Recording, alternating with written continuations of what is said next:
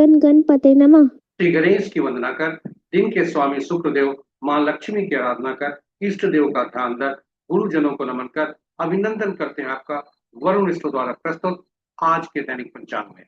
यह दैनिक पंचांग हम नित्य प्रस्तुत किया करते हैं, प्रतिदिन प्रस्तुत लघु पंचांग का यह बृहद रूप है। इसमें डेटा जो भी प्रयोग करते हैं हम सिर्फ पंचांग से ले जाते हैं, छवि तथा ध्वनि गूगल से ले जाती है और यह प्रस्तुति आप तक यूट्यूब के माध्यम से, यूट्यूब के सौजन्य से हम सफलपूर्वक पहुंचा पाने में समर्थ होते हैं। जिस तरह पंचांग के 5 अंग होते हैं, उसी प्रकार इस प्रस्तुति के भी 5 भाग हैं।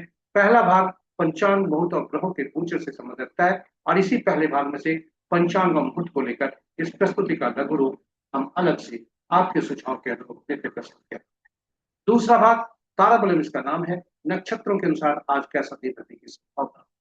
साथ ही साथ ताराबलम का मुख्य सिद्धांत, क्योंकि ताराबलम के अनुसार हम आज के बारे में जान सकते हैं, लेकिन ताराबलम का मुख्य सिद्धांत नौ तारा चक्र पद्धति पर आधारित है, जिसके अनुसार हम पूरे जीवन काल में कौन से ग्रह शुभ हैं, कौन से ग्रह हमारे लिए अशुभ हैं और कौन से नक्षत्र हमारे लिए शुभ हैं, कौन से नक्षत्र अशुभ हैं, ये सारी बातें जानकर हम ग्रहों के दशा अंतर्दशा का फल अग्रिम रूप से जान सकते हैं। जन्म कुंडली के बैठे ग्रहों का प्रभाव और साथ ही साथ विभिन्न व्यक्तियों से जो हम मिलते हैं वो हमारे लिए कितने प्रभावशाली, कितने शुभकारी हो सकते हैं, यह भी हम जान सकते हैं। विस्तृत चर्चा प्रस्तुति में तीसरा भाग राशि के अनुसार आज कैसा दिन रहने की संभावना, चंद्रबलम इसका नाम।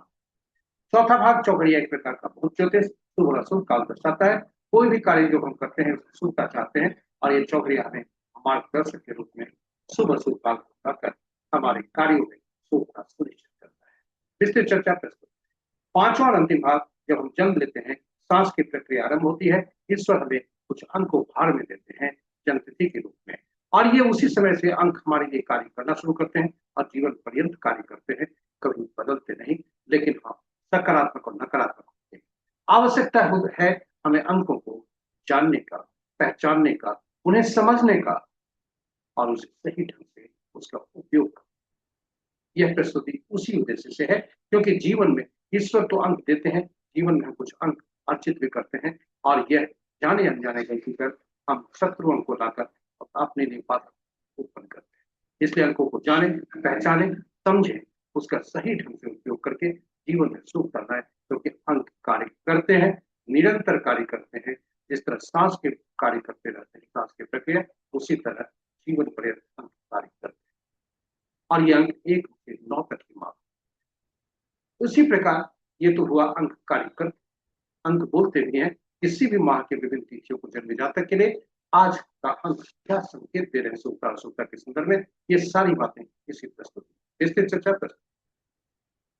इस प्रकार पांचों भाग आपके लिए हम एकत्रित कर, संकलित कर, अपडेट कर लाए हैं, आपके लिए उपयोगी बनाने का प्रयास किए हैं। आप कहीं जाइएगा नहीं, हमारे साथ बने रहेगा आदि से अंत तक, क्योंकि बहुत कुछ उपयोगी तथ्य आपके पास प्रस्तुत होंगे जो जीवन में आपके लिए आपके लिए प्रभावशाली और उपयोगी सिद्ध हो सकते। तो चलिए चलते हैं पंचांग। यदि इस प्रस्तुति का पहली बार देखते हैं, हमारे चैनल को सब्सक्राइब करें, सब्सक्राइब कर साथ ही साथ नोटिफिकेशन बटन को दबा दें ताकि हमारी हर प्रस्तुति की सूचना आपको मिल सके और आपसे लाभ। पंचांग बोलचाल की बात, जैसा हम लघु पंचांग में भी चर्चा कर चुके हैं, पंचांग बोलचाल की भाषा में शुभ और अशुभ हो जाने का माध्यम है, किंतु किंतु पंचांग हमें, पंचांग के 5 अंग हमारे लिए विभिन्न रूप से शुभता देते हैं। तिथि लक्ष्मी प्रदान करने वाला, वार से आयु में वृद्धि, नक्षत्रों से पापों का नाश, योग रोगों को दूर करने में सहायक और कार्यों में सफलता, कार्य सिद्धि दिलाता है। इसलिए प्रातः उठते ही पंचांग का इन 5 अंगों का स्मरण करना चाहिए और स्मरण करने का मुख्य उचित माध्यम यह श्लोक है। तिथि च श्रीकरम प्रोक्तम वारम आयुष्वर्धनम, नक्षत्रम हरते पापम, योगम रोग निवारणम, करणम कार्य सिद्धिं च पंचांग फल उत्तमम। ऐसे प्रतिदिन स्मरण करके, जी हाँ, प्रतिदिन स्मरण करके जो पुराणों में लिखा है पंचांग का श्रवण भी करना चाहिए और उससे गंगा स्नान तुल्य लाभ होता है। गंगा स्नान तुल्य लाभ का तात्पर्य यहाँ पर हमारे शरीर के जलीय तत्व और जन्म कुंडली के जलीय राशियां, जलीय राशि में बैठे ग्रह, जलीय राशि के स्वामी, ये सभी शुभ रूप से प्रभावित होते हैं और इसलिए पंचांग का स्मरण करने के बाद श्रवण करना चाहिए। और पंचांग की उपयोगिता और महत्ता यही समाप्त नहीं होती, यह हमारे निर्णय क्षमता को सुदृढ़ करता है, आत्मबल मजबूत करता है। पंचांग प्रकृति और ब्रह्मांड की ऊर्जा के साथ संतुलन स्थापित करने में सहायक होता है, जिससे जीवन में शांति, समृद्धि और सकारात्मकता का संचार होता है। अतः पंचांग का अनुसरण करके हम अपने जीवन को अधिक सफल और समृद्ध बना सकते हैं। तो आइए चलिए पंचांग की उपयोगिता, महत्ता और जीवन में भूमिका को देखते हुए हम सब पंचांग का स्मरण, श्रवण और अनुसरण प्रतिदिन करें और करके अपने जीवन को अधिक सफल और समृद्ध बनाए, साथ ही सुखता बनाए रखें। इसके साथ ही हम आपको प्रस्तुति में ले चलते हैं। प्रस्तुति के जाने के क्रम में श्री गणेश की श्री राम की महिमा स्तुति करते चलते हैं, और जहाँ श्री राम होते हैं वही भाई हनुमान जी। जय श्री राम। जय भाई हनुमान।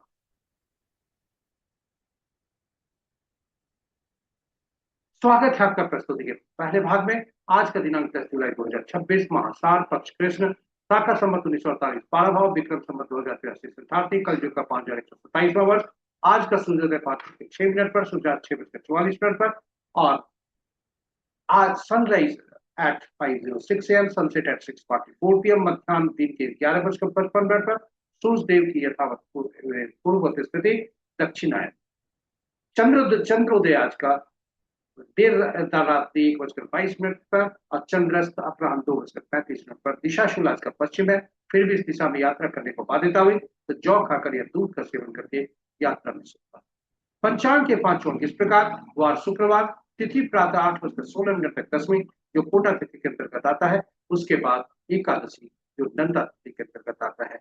नक्षत्र एक अपराह्न 1:15 तक भरनी, उसके बाद कृतिका, और आज का दिन के शुरुआत भरनी के तीसरे पद से प्रातः 7, जो कि प्रातः 7:43 तक रहता है। उसके बाद चौथा पद अपराह्न 1:15 तक रहता है। प्रारंभ होता है तत्पश्चात कृतिका नक्षत्र का पहला पद, जो संध्या 6:44 तक रहता है। दूसरा पद मध्य रात्रि 0:12 तक, और कल का सूर्योदय कृतिका नक्षत्र के तीसरे पद। योग प्रातः 7:15 तक धृति, उसके बाद देर रात्रि 3:51 तक शूल, और उस तत्पश्चात कट। करण प्रातः 8:16 तक वृष्टि भद्रा, तत्पश्चात संध्या 6:53 तक बौ, और फिर पाल। ये रहे हमारे पंचांग के 5 महत्वपूर्ण मुहूर्त में जाने के पूर्व भोलेनाथ का वास देखते हैं। भोलेनाथ का वास कहाँ है, शुभता कैसी है, रुद्राभिषेक के लिए आज कितने भोलेनाथ का आशीष कितना उपयोगी। ओम नमः शिवाय। जय भोलेनाथ, ओम नमः शिवाय। जब तक भोलेनाथ दसवीं तिथि है, भोलेनाथ क्रियास्थल पर है, शुभ नहीं है। एकादशी तिथि आरंभ होने पर, यानी प्रातः 8:16 के बाद भोलेनाथ कैलाश पर्वत पर होते हैं, जो कि शुभ है। एक रुद्राभिषेक के लिए काफी उपयोगी। जी हाँ, एकादशी तिथि आरंभ होने के बाद। तो ये रहा भोलेनाथ पर के आशीष पर चर्चा। ओम नमः शिवाय। जय भोलेनाथ। ओम नमः महत्वपूर्ण मुहूर्त शिवाय। में जाने के पूर्व गीता की महत्वपूर्ण पंक्तियां। हम सबका अधिकार कर्म पर है, फल पर नहीं। अतएव जिम्मेदारी के साथ कर्म करने के लिए अनुकूल मुहूर्त का चुनाव करना ही हमारी पहली सफलता है, और अनुकूल मुहूर्त में कार्य आरंभ करने से मार्ग में आने वाली समस्त बाधाओं को हम सफलतापूर्वक खुशी खुशी पार कर सकते हैं, क्योंकि बाधाएं तो हम सबके जीवन का अपरिहार्य हिस्सा है।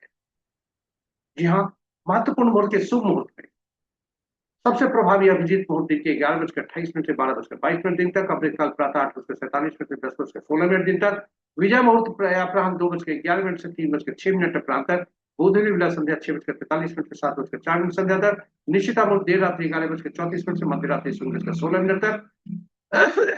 रात्रि भी किए जाने पूजा पाठ जब तक साधना तंत्र मंत्र आदि के लिए निष्ठा मुक्त श्रेष्ठ हुआ करते हैं। और अशुभ मुहूर्त सबसे प्रभावी राहु काल दिन के 10:12 से 11:55 दिन तक, गुली काल प्रातः 6:46 से 6:30, 8:30 प्रातः तक, यमगंड अपराह्न 3:19 से 5:02 संध्या तक, वर्ज मुहूर्त देर रात्रि मध्य रात्रि कहें 0:09 से 1:36 देर रात्रि तक, भद्रा प्रातः 5:06 से 8:16। ये रहे हमारे महत्वपूर्ण शुभ वाला शुभ मुहूर्त। और इसी के साथ ही अनुकूल मुहूर्त में समय और कर्म ही हमारा सटीक मिलन है। और मुहूर्त आज योगिनी एकादशी प्रातः 8:16 तक प्रारंभ हो रहा है, जो कि एकादशी कल के 11/7 को कल 5:22 तक एकादशी व्रत कल है, और पारण 12/7 को अपराह्न 1:17 से 4 बजे। जी हाँ, योगिनी एकादशी आज है और गौना एकादशी कल है। ग्रहों की आकाशीय स्थिति। सभी ग्रह हमारे आज के दिन अंश के अनुसार मजबूत अवस्था में है। मित्र राशि में 2 ग्रह, शत्रु राशि में 2 ग्रह, सम राशि में 4 ग्रह और अपनी राशि में 1 ग्रह है, बुध देव, जो बकरी और अस्त दोनों। सूर्य और बुध की राशि में 2 ग्रह, दो ग्रह, शेष ग्रहों की राशियों में एक एक ग्रह हैं। नक्षत्र को ग्रहों की स्थिति के अनुसार देखा जाए तो मित्र नक्षत्र में 3 ग्रह, शत्रु नक्षत्र में 1 ग्रह, सम ग्रह के नक्षत्र में 3 ग्रह और अपने नक्षत्र में 2 ग्रह राहु और केतु। केतु देव और बृहस्पति देव के नक्षत्र में दो ग्रह हैं। सूर्य और मंगल के ग्रह के नक्षत्र में कोई ग्रह नहीं और शेष ग्रहों के नक्षत्र में एक एक ग्रह है। ये रहे आज के। और चंद्रदेव का आज राशि परिवर्तन है, जब वे मेष राशि से वृषभ में जाकर उच्च के संध्या 6:44। अगला राशि परिवर्तन सूर्य देव का 16 जुलाई को है। इसके साथ ही हम आपको दूसरे भाग में ले चलते हैं। ताराबलम इसका नाम है। ताराबलम के इसमें नक्षत्र करते काम है। ताराबलम के समक्ष जो नक्षत्रों के नाम है वह चंद्रमा के हॉरिजॉन्टली जो है नक्षत्रों के नाम वो चंद्रमा के गोचर से संबंध रखता है और ताराबलम के नीचे जो वर्टिकली नक्षत्रों के नाम है वह हमारा आपका जन्म नक्षत्र है। इसको दोनों का जहाँ हॉरिजॉन्टली वर्टिकली मिलान होता है वही आज का प्रतिफल होता है। यदि आज का प्रतिफल संपत्ति, क्षेम, साधक, विद्यार्थी मित्र में शुभता की तरफ संकेत देते हैं, जिसके अंतर्गत दैनिक कार्य करते हुए नए कार्यों का आरंभ हम कर सकते हैं। वहीं इसके विपरीत यदि आज का तारा जन्म, विपद, प्रत्यय और राजधानी में हो तो अशुभता की तरफ से इशारा करता है, जिसके अंतर्गत हम दैनिक कार्यों में सावधानी और नए कार्यों को आरंभ करने से मनाएं। तारामंडल का मुख्य सिद्धांत नौ तारा चक्र पद्धति पर आधारित है, जिसके अनुसार नक्षत्रों के मन ग्रह होते हैं। ग्रह का अपना फल नहीं देते, नक्षत्र ही ग्रह के फल देते हैं। प्रश्न उठता है 27 नक्षत्र 9 ग्रह आपस में सामंजस्य कैसे, कौन से नक्षत्र किन ग्रहों के फल देंगे। इसके लिए सभी 27 नक्षत्रों को सूचीबद्ध की जाती है। 9 नक्षत्रों की सूची बनाकर 3 श्रेणियों में रखा जाता है। इस प्रकार जो सारणी आपके प्रस्तुत और ग्रहों को महादशा के क्रम में रखा जाता है। केतु देव से यात्रा आरंभ करके घड़ी की सुई की दिशा में बुध तक जाते हैं और पहला ग्रह केतु देव, हर ग्रह का की अपनी अपनी संख्या है और पहला ग्रह जो केतु देव है उन्हें हर श्रेणी में से, नक्षत्रों की श्रेणी में से पहला नक्षत्र यानी पहला 10वां 19वां नक्षत्र का स्वामित्व मिलता है। और इसी प्रकार घड़ी की सुई की दिशा में बढ़ते हुए शुक्र देव को दूसरा 11वां 20वां और सूर्य देव को तीसरा 12वां 21वां, चंद्र देव को चौथा 13वां 22वां। इस प्रकार घड़ी की सुई की दिशा में बढ़ते हुए 9वां 18वां 27वां नक्षत्र का स्वामित्व बुध देव को मिलता है और यह सारणी इस प्रकार बनती है। इस पूरी यह सारणी काफी उपयोगी। हम इस सारणी में से अपने जन्म नक्षत्र को चिन्हित करते हैं और फिर शीर्ष की ओर बढ़ते हैं। जो हमारा ग्रह होते हैं शीर्ष पर वही हमारा पहला ग्रह बनते हैं। गणना वही से आरंभ होती है। घड़ी की सुई की दिशा में बुध तक जाते हैं, फिर केतु देव से यात्रा करके जो हमारा जन्म ग्रह बनता है ठीक उसके पिछले ग्रह तक गणना करते हैं। जो जन्म ग्रह बनता है, जो हमारा पहला ग्रह बनता है, वही हमारा जन्म ग्रह होता है और हमारे उसी ग्रह की महादशा में हमारा जन्म हुआ होता है।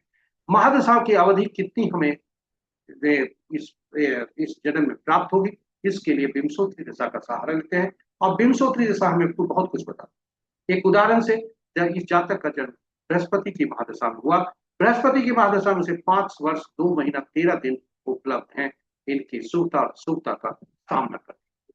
शेष बृहस्पति की महादशा 16 साल की होती है। शेष जो अवधि है 10 साल 9 महीना 17 दिन, जातक पिछले जन्म में वह उन्हें सामना करके आया है।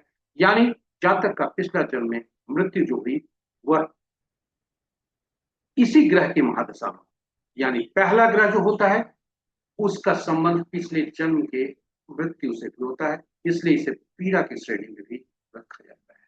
तो पहला ग्रह मिश्रित फल देते हैं, शुभ और अशुभ दोनों देते हैं, इसलिए इसे पीड़ा की श्रेणी में देते हैं। दूसरा, चौथा, छठा, 8वां 9वां ग्रह शुभ फलदायी होते हैं और तीसरा, 5वां 7वां अशुभ फलदायी होते हैं। और इनके जो शुभता और अशुभता की जो इंटेंसिटी है, जैसे जैसे इनकी क्रम संख्या बढ़ती है वैसे वैसे वह बढ़ती है। तो हम सारे ग्रहों के जो गणना की विधि हमने बताई और फिर कौन कौन से ग्रह, कौन कौन से नक्षत्र हमारे लिए पीड़ादायक होंगे, तो इस प्रकार यदि हम पूरे ग्रहों के बारे में जान जाए कि पूरे जीवन काल के शुभ ग्रह कौन कौन से हैं, अशुभ ग्रह कौन कौन से हैं, उसकी सूची बन जाए, फिर उनके दशावधि, जन्म कुंडली में बैठे ग्रह, ये आदि के फल कैसे होंगे यह हम जान सकते हैं। और योजनाबद्ध तरीके से शुभ ग्रहों की स्थिति में हम शुभ कार्यों का निष्पादन करके शुभता सुनिश्चित कर सकते हैं, और अशुभ ग्रहों के लिए हम मानसिक रूप से चुनौती का सामना करने के लिए तैयार हैं। ठीक उसी प्रकार शुभ ग्रह के नक्षत्र में जन्मे जातक हमारे जीवन काल में हमेशा शुभता लिए हुए आते हैं, और अशुभ ग्रह के नक्षत्र में जन्मे जातक हमारे लिए पीड़ा ही लेकर आते हैं, चाहे वो कोई भी व्यक्ति। इस प्रकार पूरे जीवन काल के बारे में हम जान सकते हैं, और यह नव तारा चक्र पद्धति काफी अद्भुत पद्धति है, और इसका अध्ययन कर हम अपने पूरे जीवन काल का फाका खींच सकते हैं, शुभता और अशुभता की अवधि जान सकते हैं, और ये हमारे लिए जीवन काल के लिए बहुत ही उपयोगी सिद्ध होता है। इसलिए नव तारा चक्र पद्धति काफी उपयोगी है, और इसकी उपयोगिता को देखते हुए हमने YouTube पर अलग से वीडियो पोस्ट करके रखा है और आपके लिए रखा। और इसमें हमने भगवान राम, माँ सीता तथा पवन पुत्र भाई हनुमान की कुंडली की चर्चा की, आप उसे देखें, लाभान्वित हो। आगे चलते हैं प्रस्तुति के, जो आपके सुझाव के अनुसार नव तारा चक्र पद्धति के जितने तारे हैं वे कैसा फल देते हैं। शुभ तारे की सूची एक जगह और अशुभ तारों के फल की सूची एक जगह, जो आपके लिए उपयोगी है। इसके साथ ही हम ताराबलम पर वापस आते हैं। आज का चंद्रमा कहाँ गोचर कर रहा है? जी हाँ, आज का चंद्रमा भरणी नक्षत्र में गोचर कर रहे हैं, और ये भरणी नक्षत्र में 1:15 तक है। उसके बाद वे कृतिका नक्षत्र में जाएंगे, और आज का तारा यदि कहें मृगशिरा चित्रा शर्मिष्ठा नक्षत्र में जन्मे जातक के लिए पूर्वार्ध यानी 1:15 तक, और तत्पश्चात आद्रा स्वाति और शतभिषा नक्षत्र में जन्मे जातक के लिए अशुभता के संकेत हैं। वहीं रोहिणी, हस्ता और श्रवणा नक्षत्र में जन्मे जातक के लिए आज का दोनों अवधि जो चंद्रमा के गोचर की है, यानी भरणी और कृतिका दोनों नक्षत्र में शुभता लिए हुए हैं। इसके साथ ही हम यहाँ से विदा लेते हैं और आपको ले चलते हैं चंद्र बलम। जहाँ चंद्र बलम पर ले चलते हैं। चंद्र बलम के अनुसार आज चंद्रमा का राशि परिवर्तन है, तो जब तक चंद्रमा मेष राशि में है तब तक के फल अलग होंगे राशि के अनुसार, और उसके बाद फिर चंद्रमा वृषभ राशि में जाएंगे जहाँ उच्च के होंगे, उसके फल अलग। तो चंद्रमा जब तक मेष राशि में है तब तक मेष, मिथुन, कर्क, तुला, वृश्चिक और कुंभ राशि के लिए शुभता के संकेत हैं, और जब चंद्रमा वृषभ राशि में जाते हैं तब वृषभ, कर्क, सिंह, वृश्चिक, धनु और मीन राशि के लिए शुभता के संकेत हैं। शेष के लिए शुभता के संकेत नहीं है।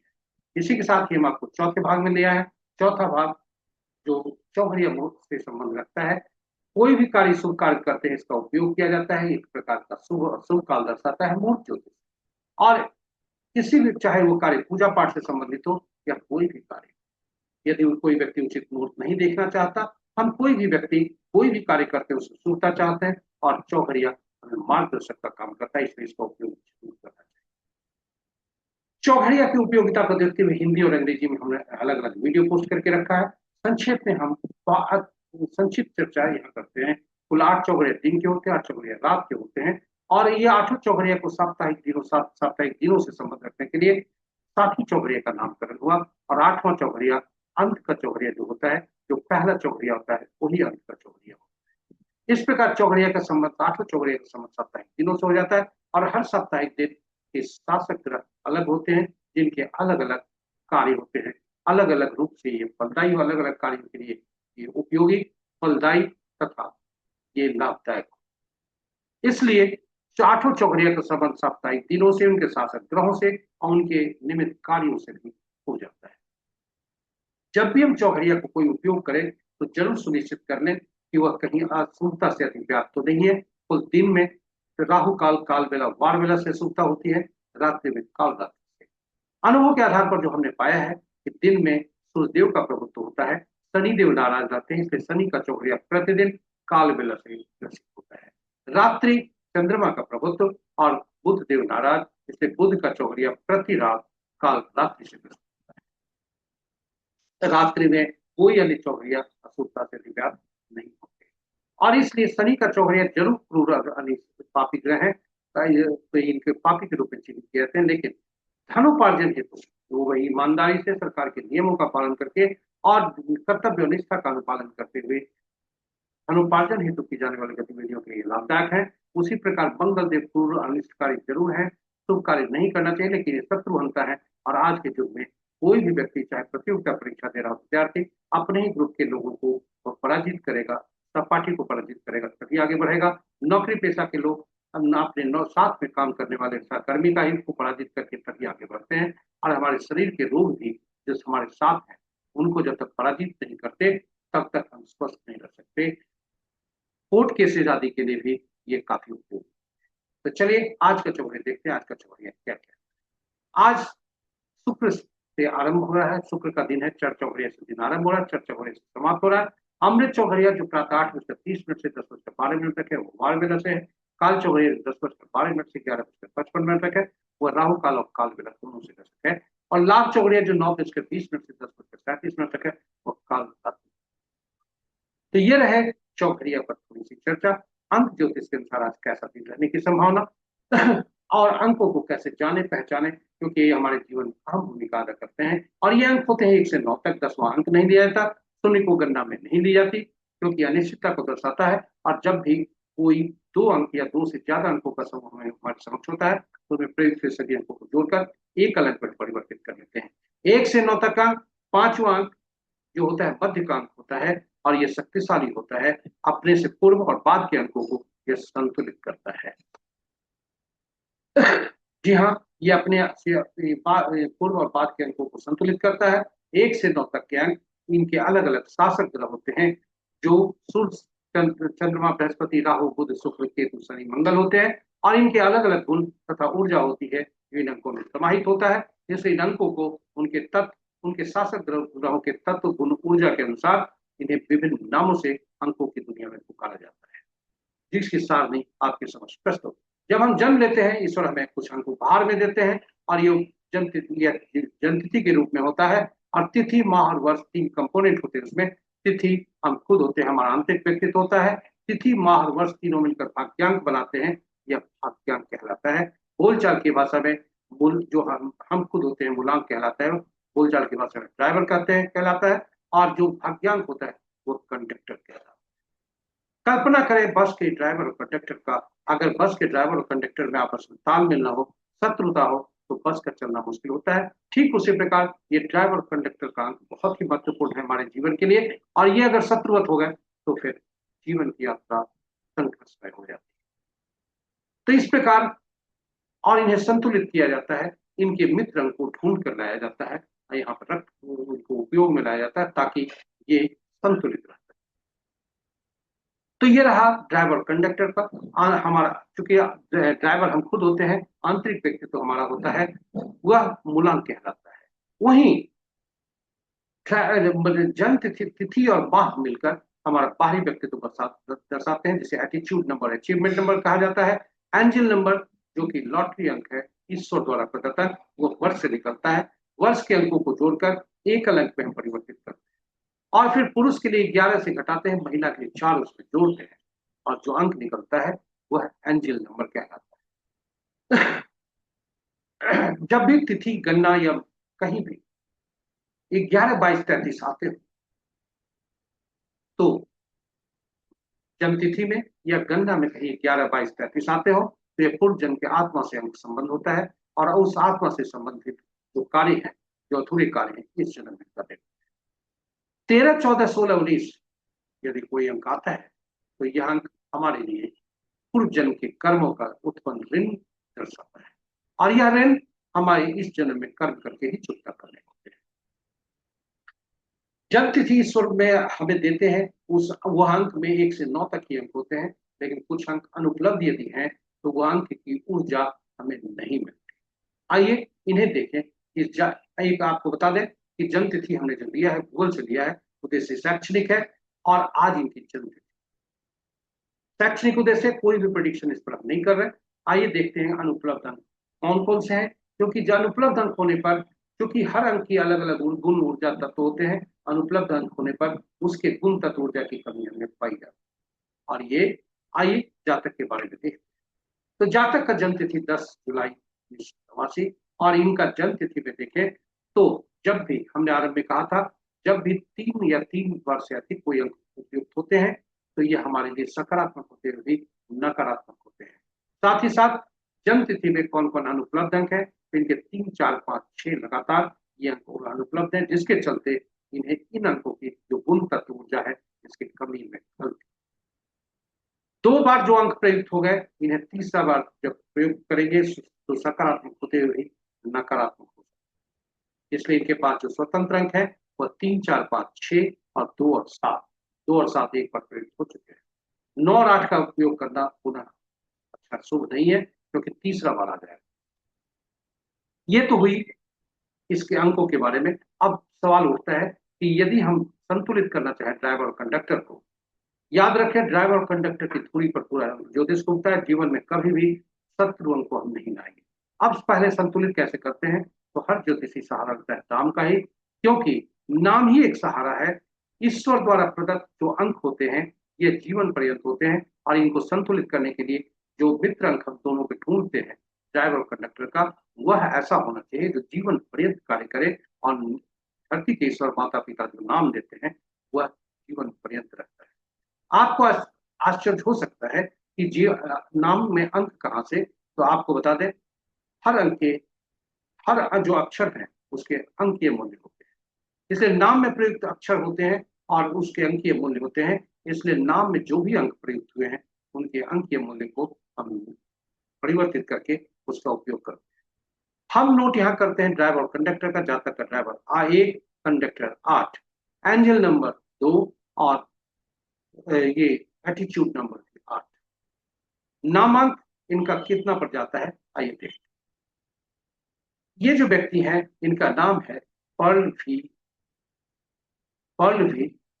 पुरी, और इनका जो नामांक का नाम का पहला अक्षर काफी महत्वपूर्ण होता है, 8 के वॉवेल और कॉन्सोनेंट, ये वॉवेल ज्यादा होना चाहिए, कॉन्सोनेंट कम होना चाहिए, वह नहीं दे रहा। यहाँ एच गलती से टाइप हुआ है, इसके लिए क्षमा प्रार्थी है। इसलिए जो गणना है, जो फाइनल अंक है, ये हम इसको गणना में नहीं ले रहे, क्योंकि इनका फाइनल अंक जो होगा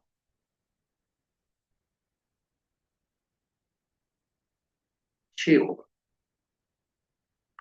तो चलिए अब हम देखते हैं शत्रु अंक। इनके शत्रु 1 के 8, 2 के 4, 6, 8, 9, 3 के 6, 4 के 8, 9, 4, 2, 5 के कोई नहीं, 6 के 3, 9, 7 के 7, 9, 3, 8 के 1, 2, 9, 4, 8 और 9 के 6, 4, 2, 8, 9, ये है शत्रु अंक। और आपको आश्चर्य होगा तो अगर जातक के बारे में देखा जाए तो इनका मूलांक 1, भाग्यांक 8 है, जो कि दोनों आपस में शत्रु। नाम का पहला अक्षर भी 8 है, जो कि शत्रुवत है। और इतना ही नहीं, यदि हम यहां भी देखें तो कुछ अंक ऐसे हैं जो अपने के ही शत्रु हैं, इनका रिपीटेशन कभी भी अशुभ नहीं होता। 4, 7, 8, 9, और इस जातक का देखें 8 भी और 9 भी 2 बार प्रयुक्त हो रहे हैं। कभी भी हमें जीवन में गाड़ी संख्या, मोबाइल संख्या आदि में जितने भी जहां संख्या अंक हम चयनित करना हो, हम इन अंकों का जो रिपीटेशन है अवॉइड करना चाहिए, शून्य को भी अवॉइड करना चाहिए। आपके लिए हम हर अंकों का जो शत्रु अक्षर है नाम को ठीक करने के लिए हमने रखा है, नामकरण में वो लाभदायक हो सकता है। इस प्रकार हमने देखा अंक कैसे कार्य करते हैं। पर्सनल ईयर को कैसे निकाला जाए, साल कैसा बीतेगा, इसके लिए रनिंग एज को निकालते हैं, और साथ ही साथ जो जन्म तिथि है उसमें से जो वर्ष का अंक है उसको निकाल कर और फिर वर्तमान वर्ष को रिप्लेस कर फिर उसे देखें। तो जातक का मूलांक 1, भाग्यांक 8 है, और यह अंक 9 बन के आ रहा है। यहाँ भी रनिंग एज 8 है, 1 है, और एक तो मित्र मिलेंगे, लेकिन 1, 8 का संबंध अच्छा नहीं होता, 8, 9 का संबंध अच्छा नहीं होता, इसलिए थोड़ी सी परेशानी हो सकती है। प्रिडिक्शन हम नहीं कर रहे, क्योंकि बहुत सा निर्णय जो आप जो परिणाम है वो है जो अन्य अंक जो जातक के पास है उस पर निर्भर करता है, गाड़ी संख्या, मोबाइल संख्या आदि पर। तो यह हमने देखा अंक कैसे कार्य करते हैं। आइए अंक बोलते हैं। आज का अंक 9 है, और 9 जो है सेनापति का अंक होता है। यह केवल राजा का मित्र होता है, सरकार का मित्र। इसलिए 1/10/1928 को जन्मे जातक किसी भी माँ के लिए उनके लिए दिन उत्तम होगा। 5/14/23 और 6/15/24 किसी भी माँ के 5/14/23 6/15/24 को जन्मे जातक के लिए आज दिन सामान्य रहेगा। और शेष सभी अंक के लिए 9 अंक शत्रुवत है, इसलिए वे सावधानी बरतें। इसी के साथ ही जी हाँ, अंक बोलते हैं। आपने देखा 9 अंक की सूची पूरी देखें। सेना कभी भी किसी के लिए या पुलिस, डॉक्टर, ये सभी अंकों के साथ केवल सरकार के साथ उनकी ठीक बनती है और शेष अंकों के साथ वे शत्रुवत ही रखते हैं। 5 अंक और 6 अंक वाले के साथ केवल तटस्थ। तो ये रहे अंक बोलते हैं। अब आइए सारांश पर आते हैं। तो पूरे प्रस्तुति का सारांश तो आपको बता दें कि आज योगिनी एकादशी है, कल गौना एकादशी। और सारांश, पंचांग का स्मरण, श्रवण और अनुसरण करें। अपने ग्रहों को पहचाने, समझे, उनके अनुकूल कार्य करें। अनुकूल मुहूर्त में कार्य आरंभ कर शुभता सुनिश्चित करें तथा नक्षत्रों के संकेत महत्वपूर्ण होते हैं, उन्हें समझें और उसके उपयोग करें।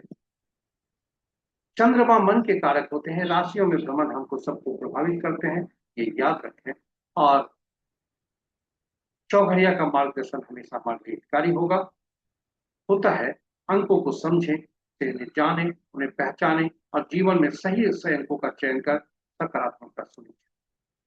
तो आज बताया योगिनी एकादशी है, कल गौना एकादशी। आज जो योगिनी एकादशी है उसका पारण कल है। जी हाँ। और इस जिसकी चर्चा हम पहले कर चुके हैं।